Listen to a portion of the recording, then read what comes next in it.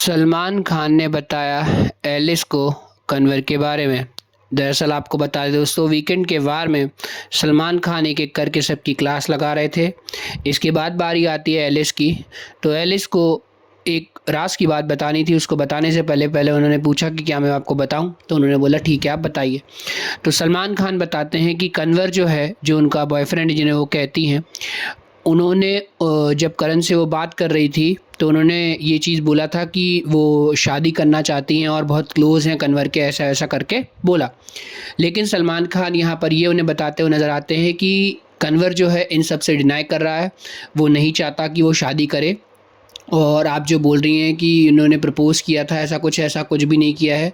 उन्होंने ये स्टेटमेंट दिया है कि वो मतलब इस प्रकार की लड़की चाहते थे, लेकिन ये नहीं बोला है कि आपसे वो शादी करना चाहते हैं ऐसा-वैसा। तो एलिस यहाँ पर बोलते हुए नज़र आती है, नहीं सर ऐसा नहीं है। उसने खुद ने मुझे प्रपोज़ किया है और उसने खुद ने शादी के लिए बोला है, तो ऐसे वो कैसे डिनाई कर सकता है। तो दोस्तों हम तो यही बोलेंगे कि लड़कियाँ हमेशा इसी गलती में आ जाती हैं और उनका बड़ा वाला ऐसा लगता है कट जाता है। और यहीं पर ये भी देखने को यही मिला है कि एलिस का बहुत बड़ा वाला कट चुका है और उन्होंने जो बहुत ही दिल से मान रही थी कन्वर डिलन को, तो उन्होंने यहाँ पर एक बड़े टेलीविज़न पर उनकी बेइज्जती तक करवा दी अब, क्योंकि जिस प्रकार से वो उनको इतना मान रही थी और यहाँ पर कन्वर ने तो साफ बोल दिया है, मतलब एक्सेप्टेंस से मना कर दिया है कि वो कोई गर्लफ्रेंड नहीं है मेरी और ना ही मैं उससे शादी करना चाहता हूँ। तो यही चीज़ सलमान खान ने वीकेंड के वार पर बताई कि आप जो है जिस प्रकार से मतलब शो कर रही हैं कि कन्वर को आप पसंद करती हैं और आप डेट कर रही हैं, शादी करना चाहती हैं, लेकिन इन स्टेटमेंट से वो डिनाई कर रहा है। तो आप जो ये बोल रही हैं वो शायद गलत है या फिर कन्वर बोल रहा है वो गलत है, तो इसमें मुझे मालूम नहीं है। लेकिन ये खबर बाहर से आई थी तो मैंने इसीलिए पहले पूछा, इसीलिए आपको बता दिया।